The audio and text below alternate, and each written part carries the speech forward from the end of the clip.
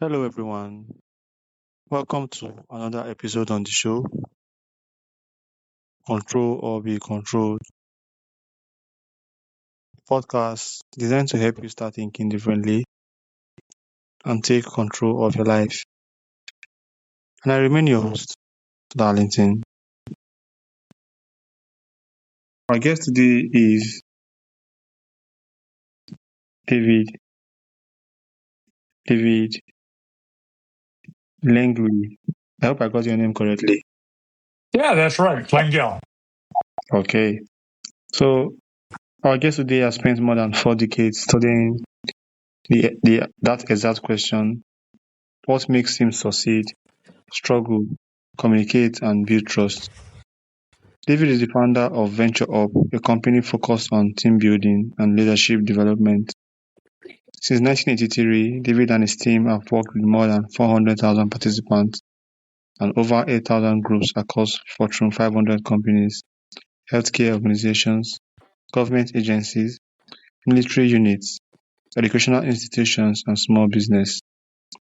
Through thousands of hands-on team challenges and leadership experiences, David has gained a unique perspective on human behavior under pressure, how trust is created, why communication breaks down, and what separates high-performing teams from average ones. Today we will explore leadership, workplace culture, communication, team effectiveness, and how organizations can maintain strong human connections in an increasingly AI-driven world. David, welcome to the show. You bet. Nice to meet you, Darlington. Thank you so much, David, and I hope you enjoyed that introduction. Absolutely. Okay, so you have spent more than 40 years studying teams. What originally sparked your interest in understanding why some teams thrive while others fail? Well, we at Venture Up, we started as a more of an adventure extreme activity company where we were doing ice climbing, caving, ski mountaineering all around the world.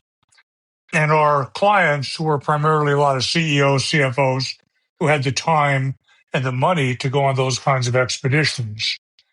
And so we got to create good relationships with them. And they started coming back and asking, hey, could we do some team building programs for their staff? But of course, they didn't have, 5 or 6 people. They had maybe 300 or 400 people. And they didn't have, 2 or 3 weeks to go somewhere on a glacier. They had, maybe 3 or 4 hours. So that was back in the early 80s. And we took a hard look at it and realized that with all the different types of kind of extreme adventures we've been doing all of our life on big mountains and cliffs and caves, and we've been doing team building indirectly ever since we could remember on a personal level and professional level. So we kind of adjusted and we got more in the professional development world for corporate development of teams. And we're primarily doing that by the late 80s, early 90s. And of course, that's what we do today. So it was an interesting transition from what our clients were asking for, because originally when that happened, team building didn't really exist for corporations. It was a very small, budding industry. And so we helped define what it was around better communications, making decisions, embracing change.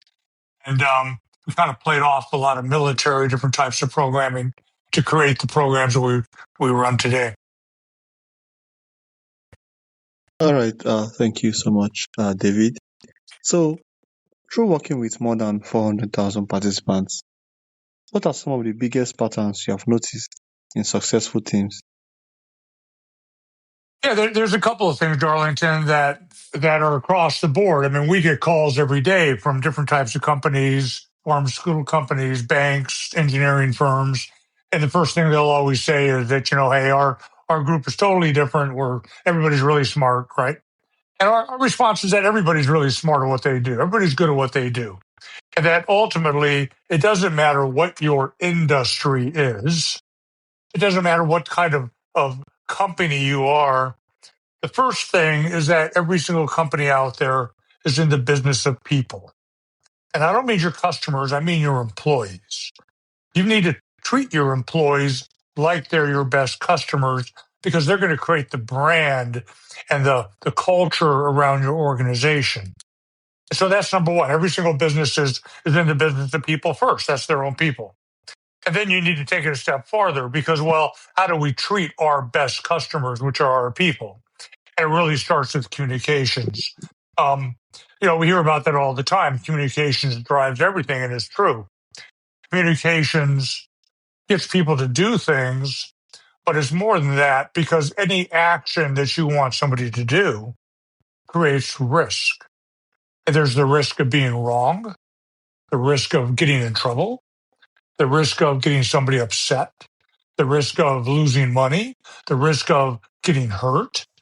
And so communications is not just to get things done, they get the people to take a risk. And so we need to communicate well enough so people can act and mitigate the problems around that action so they can deliver the best outcome. And so that's really imperative because the problem is, of course, we all think we're so good at communicating across the board, you, me, everybody else, because we do it all day long. We talk to people, we do presentations, we send emails, send texts. But the reality is, we all need to constantly work on our communication skills. We know what good communications is. It's supposed to be checked for clarity, checked for understanding, two ways. We've all heard that. But how often do we really do it? So often communications is like, I need you to do this, that, and the other thing, right? And then I leave. Or I keep saying, you know what I mean, you know what I mean, you know what I mean, expecting you to fill in the blanks. But the reality is everybody you're talking with also is busy. They also have a lot on their plate to do. And they're just trying to process what you're talking about along with organizing everything else on their plate that day. And so good communications is checking to make sure they understand that what it is that you said is what they heard and understood. And that takes work, right? We can't just assume. And so communication starts with the leader, ends with leaders, and they have to lead by example. Hey, let me make sure I understand what you just said. Blah, blah, blah, blah, blah. Or after you've asked somebody to do something, ask them to give it back to you because you'd be amazed how often they can't do it. And it's not because they may not be paying attention. It may be because you're not taking the time to truly give them information. And then here's the last, and I know I'm talking a lot, but here's the last thing about communications. I mean, we do this every day. And that is, if communications is so important and it starts and ends with leadership, the problem is that the better we are, the more familiar we are with a situation, with a process, with a task, the more we have a tendency to minimize the communications around it. Because we understand it so well, we just expect whoever we're talking to also understand it completely without us really giving them all the details. And that's where we start running into problems. So the more educated we are, the more experience we have, the more familiar we are with the task, the more we have a tendency to be our biggest challenge in the communication process and minimize that. And then here's one last little point to remember, because people study communication styles and skills. The reality is nobody ever has to be taught how to communicate well. Everybody knows how to communicate really well. Because when there's a lot on the line, like you're going to lose a lot of money, or you're going to lose your job, or you're going to get hurt, every single person gets really good at communicating. They don't have to be taught because they don't want to get hurt. They're going to get really clear about it and make sure everybody's on board. And that's, I guess, the real key takeaway is treat everything that you're talking about as more getting somebody to take a risk, and then maybe they'll communicate more clearly. You often use team challenges and experiences to review how people communicate and lead. What can a simple challenge reveal about a team's culture? Sure. Well, culture is an interesting word that we use within organizations because a lot of times we think that, hey, we write a motivational statement on the wall, or we give motivational speeches and inspirational speeches, that creates the culture. But that's not it at all. The culture is, of course, what your employees talk about when you're not around. It's what they feel when things are more quiet. It's the frustrations that they feel. And so culture isn't, or let me put it this way, companies don't have problems because they make a decision. It's a lot of small decisions that create cracks, holding people accountable, doing what they say, being upfront and humble and honest, letting know people what the rules of the game are.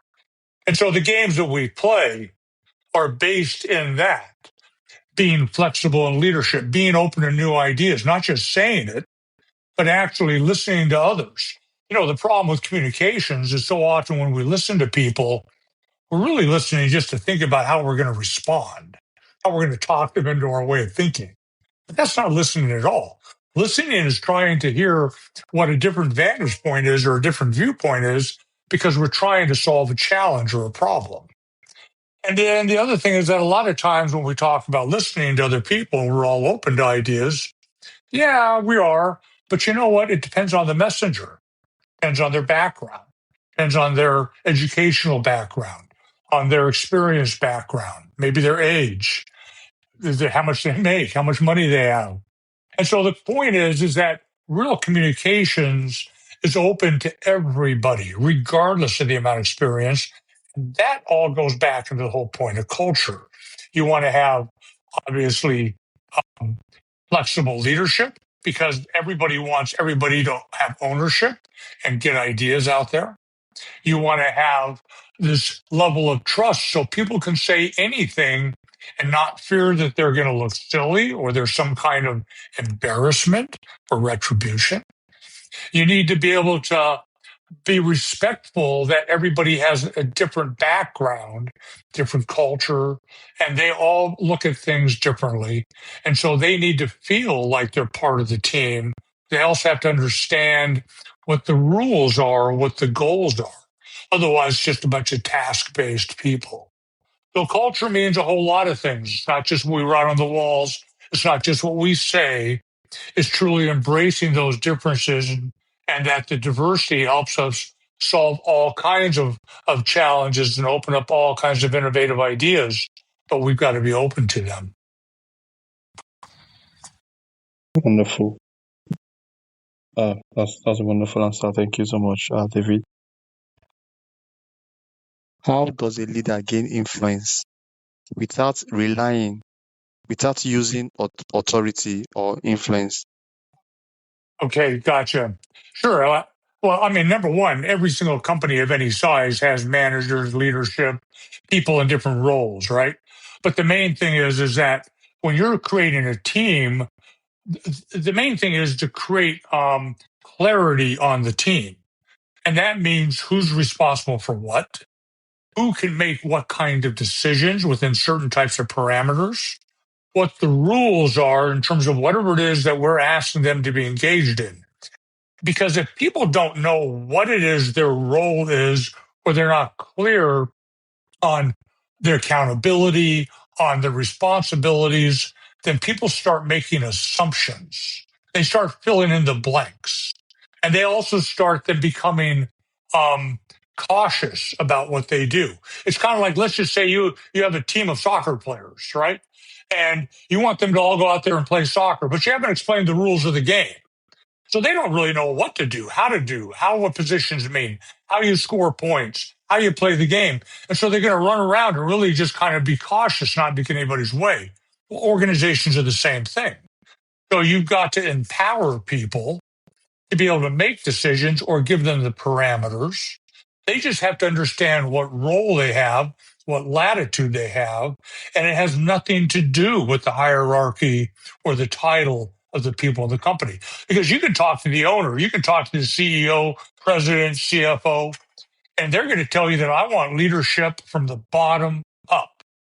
And all that means is they want people to be engaged. They want them to take ownership. They want them to take pride and responsibility in it. I don't care if they're sweeping the floor. I don't care if they're driving people around. I don't care if they're running machinery. I want their I want them to be involved so that if a problem arises, they take care of it, and ultimately they represent the company and I guess the culture that we're developing. That makes sense. Yeah, that makes sense. But I'm just saying it's very difficult for employees not to perceive uh, that the leaders are using authority over them.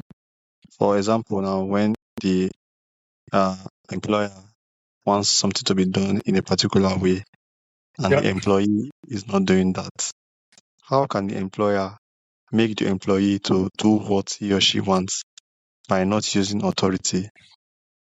sure. Well, there's a couple of points to think about on this. I mean, first of all, if you think about owners or managers or leaders, they excelled at something to get where they are, right? They knew something better. They worked harder. They took total control. They took ownership. They were more accountable. They put the hard work in. That's why they're in the position that they're in. But with that is a problem because they took total control all the time for their own well being and development. They unfortunately are kind of control addicts because they're used to just being in control and being responsible and just trying to get the job done. So then we come back to okay, let's just say you have leadership and they're trying to accomplish something and somebody's not doing it the way they expect them to do it. Well, the leadership has two choices. The obvious, easiest thing to do is just step in and do it. But they're not solving any problem besides the immediate one. And what they'll find is that the same problem is going to constantly keep coming back. And so what they're doing is they're managing the symptom of not having it done the way they want it to do, as opposed to managing the problem of the employee not either feeling confident or competent to be able to do it. And those are two very big different things. And so if you have an employee that doesn't want to do it your way, it's up to you to find out, well, why is it you don't want to do it? Is it that you don't feel comfortable, that you don't have the time, that you don't have the resources, or that you're just totally resistant? You don't think it's right. All of those require a different answer. If they don't have the time, the resources, or the skill, then you need to make sure you give them that skill so they can solve that problem and take ownership. It's okay if they make mistakes because if they're not making mistakes, they're not growing and building confidence. If the employee, of course, just is thinks there's a better way and wants to do it a different way, then have them work with leadership in terms of looking at that possibility, evaluating it, and then making a decision together what they're going to do. Ultimately, leadership's in control. They're the captain of the boat. And if they want the boat to float over to Morocco, that's where we're going. Maybe the employee instead wants to go to Paris. Well, then we've got to have a choice. We have to have a discussion about where this boat's going to flow. But most people, in all honesty, want to do a good job. Most people, are trying to do a great job. They just may have a different way of looking at things. And so they have to be heard. Leadership needs to talk to them, listen to them. But ultimately, you got to make a decision together in terms of the direction you're going to take. So hopefully that answers the question. Yeah, thank you so much, David. That answers my question. So, uh, talking about uh, Fortune 500 companies, you have worked with five Fortune 500 companies, military organizations, healthcare systems, and small businesses. So, what leadership lessons apply across all these different environments? Yeah, but obviously there's a lot of difference between a very, very big company and a small company with maybe 5, 6, 10 employees or family-run companies. There's challenges for both, and there's advantages to both. Um, but the commonality between all of them, or the common factor, is I go back to the idea is that the first thing they've got to think about are the people that they're trying to work with, and that's that they're employees. Because ultimately, nobody can do it alone. You need those other people. I don't care if it's a massively, 1,000 person, 20,000 person company, or again, it's just a small family owned business. But the reality is that all those people that you rely on, that you need to have help you, again, have their own biases and their own egos and their own needs, their own dreams. And so you need to be able to manage them accordingly. And it doesn't have to all be my way or no way. We're trying to go a particular direction because as a business owner, big or small, you have a choice. You either do it alone or you're going to do it with other people. Obviously, you can do more with other people. But that doesn't mean kindness is weakness, because ultimately, management and ownership knows where they're trying to go with the resources they ultimately have. And maybe not all the other employees understand all that or take on that type of stress. And so ultimately, they've got to create clear guidelines for those organizations to be able to rally around. And again, those aren't just words and statements. They're way how they're going to be ways how we hold people accountable, ourselves included. How we can move forward so everybody understands what the rules of the game are and the opportunities. Okay, so employee engagement is a major challenge for many organizations.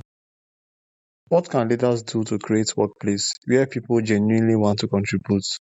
Also, bearing in mind that they might not be happy with their pay.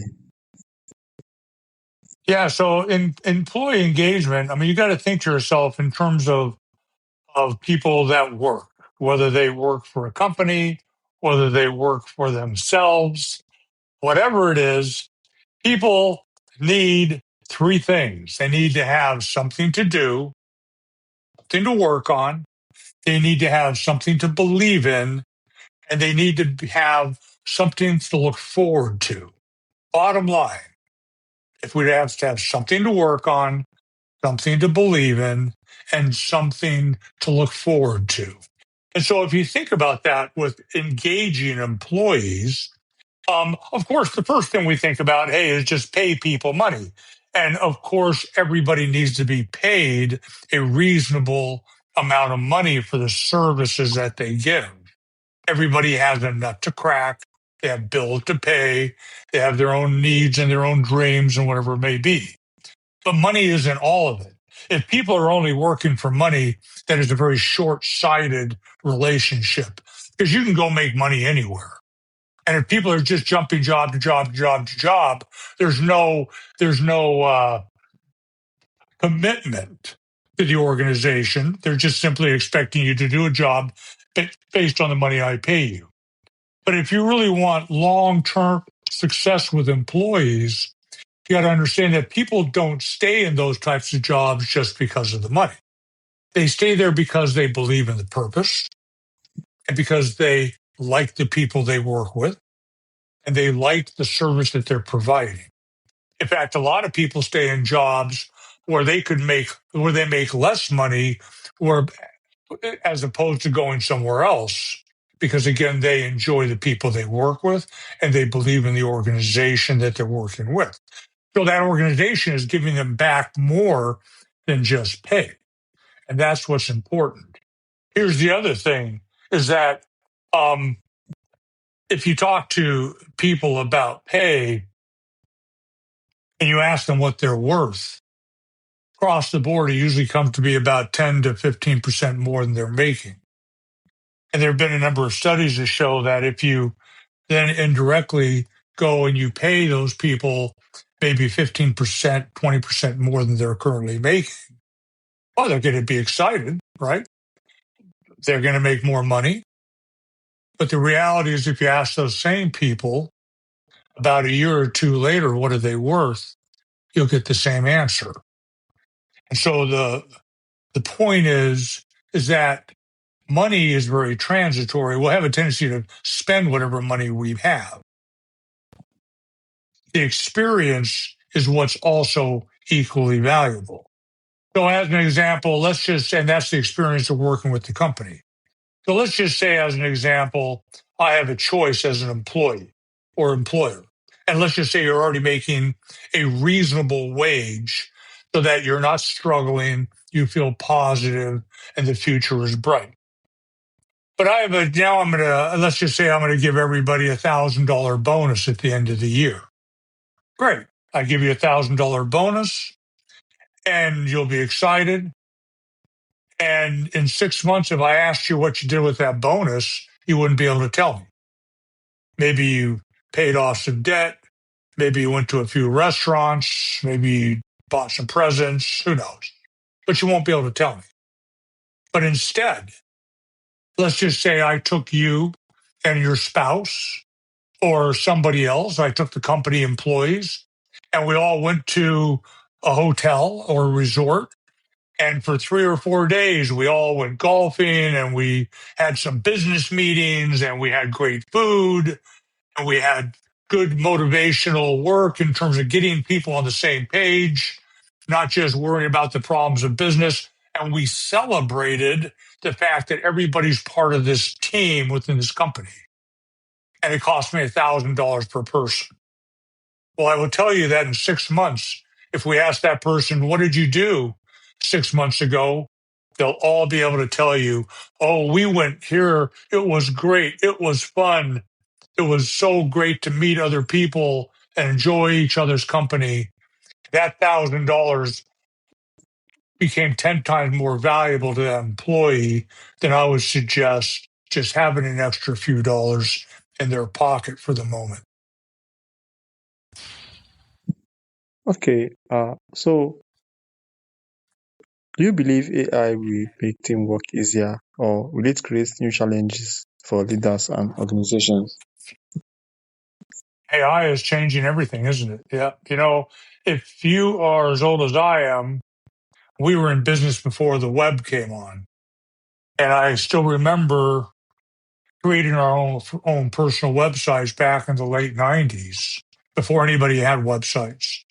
And then when the web really blew up starting in 2000, 2001, it changed everything. Companies were accelerating. The way they were doing business was different. And then, of course, mobile phones came in and people became more virtual. AI today is like that change on steroids. It is creating more opportunity, more potential for so many more people than ever before. And it's affecting everyone. The interesting thing about AI is that there's a lot of people are embracing it, of course, a lot of really smart, sharp people who are finding that they can do that much more, that much quicker, that much faster with the skill set that they have. And then in a lot of areas like the US, I'm not so sure about Africa, but we have a whole nother population that is really resistant to it. They're concerned if it's going to affect their job. They think that it's going to create more discrepancy. Point is, number one, AI is not going to go away. It's going to be here one way or the other. Point number two is it will never be more stupid than it is today. And it is far from stupid. It is incredibly capable. And every single day, it's getting better, quicker, and faster. So how does this all relate to teams and companies? Well, bottom line is AI accelerates the access to information, right? It analyzes things quicker, gives us new ideas, gives us alternatives, gives us potential solutions faster than we could ever come up with it before. But number one, faster doesn't just mean better automatically for teams. Because the challenge today isn't getting additional information. It's what are we going to do with it? That's a huge challenge. All of a sudden, AI is this incredible brainstormer that we can all sit around with 100 different opportunities or options and possibilities, but somebody still needs to figure out, well, what's the next step? So AI is creating efficiency, but people will create the effectiveness around it. And so companies are investing and hopefully managing their people to look at how do we utilize the strength of AI so we can magnify the opportunities in front of us. And here's my last little point on AI. I don't know how old you are, Darlington, but I know you're a lot younger than I am. But Well, here's my here. How old are you, Darlington? I'm 30. You're 30. Yeah. You are. So here's my feelings. If you're anywhere from, let's just say, 22, 23 years old and about 35 today, you are in the incredible sweet spot of opportunity with AI. Because if you're younger, you're still probably in high school. You're just trying to figure things out. Maybe you're going to college, some kind of technical school, trade school, but you're still trying to figure it out. What do you want to do? Right? You're still trying to mature a little bit. And if you're maybe 35, 40 years old, you're already busy doing something. You're already entrenched, right? You've got responsibilities. You got things you got to worry about. You already know what your job is. Now you just have to keep figuring out how to solve it and be more successful at it. But you're busy. If you're between that 22, 23, 35, whatever, you are in the world of you've got some maturity. You understand all the different possibilities of business and what you like to do and different types of problems and challenges out there. You've got the curiosity to be able to move forward and to really embrace AI to make yourself 10 times more powerful and strong in any kind of an industry than you could ever do before. And if you're within that age frame, you've got the energy to do it. Whereas on one side of it, you're maybe too young. And on the other side, you're probably a little bit too old because you're already too busy taking care of other responsibilities. So, dude, you're right in the middle of it. So good luck. Okay. So, honestly, I hope I can make the most of AI in this age because, yeah, when we try to build some things, especially AI videos, most platforms are requesting we pay a huge amount of money for credits. So I don't know. It's not as easy as it sounds, except there's something I'm missing. I don't know.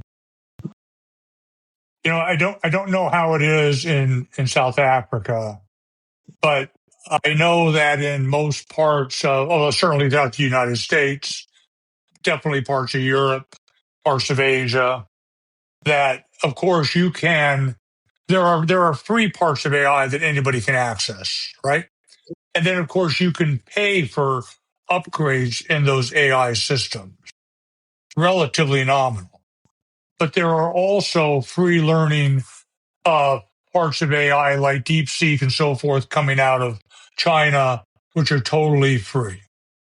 And the point is that whatever a person has, the resources they have is what they have to start with.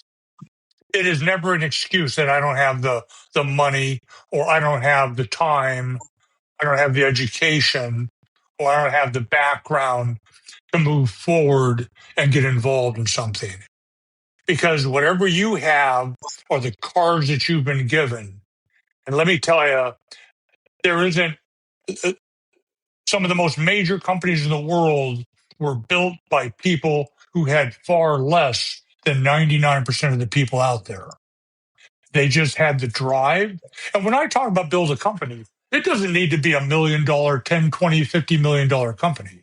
You can build a small business that is great in terms of supporting you and your family, and it gives you the flexibility and the security and the knowledge that, you know what, I am in charge of my own future, as opposed to come work for me and you're simply going to be building my dreams. But you're always vulnerable because I own the ideas, I own whatever you worked on, and that's a totally different um, potential long term level of stress for people. So, anyways, I think that the opportunities are there for people to look at it. Now, if you're trying to, solve nuclear fusion or certain types of genetics, Yeah, you know what? AI, maybe you got to pay for it. But here's the last point, and that is there are absolutely amazing companies that have been built for the last 100 years, and they didn't have cell phones, let alone AI. And so anything is possible. Don't use access to AI or money as a crutch why you can't do things. In fact, I had a person working for me for quite a few years. He came from quite a bit of generational wealth through his family. His great great grandfather. So we're talking about in the 30s. Obviously, things were a lot different. But this one man helped create Pan American Airlines, Caterpillar, and Whirlpool, three of the biggest iconic companies in the world. And that was long before people were still using typewriters. So, anyways, that's my take on it. All right, David, thank you. Thank you so much. This has been a very exciting episode. Thank you for sharing your insights on leadership, communication, and what truly makes teams work. Your experience shows that great teams are not created by accident. They are built through trust, intentional communication, shared purpose, and leaders who understand people. So for those who want to learn more about your work and venture up, how can they do that? You bet. So again, my name is David Lengyel, and I'm with a company called Venture Up, and we do experiential training programs with small, intact leadership teams, 10, 12, 15 people, and we work with big corporate groups of up to 1,000. Easiest way to get a hold of us is by our website, and that's www.ventureup.com. All right, thank you so much. And Thank you, Darlington. Good luck with everything you do, man. You're in the prime of it all, and I wish you luck.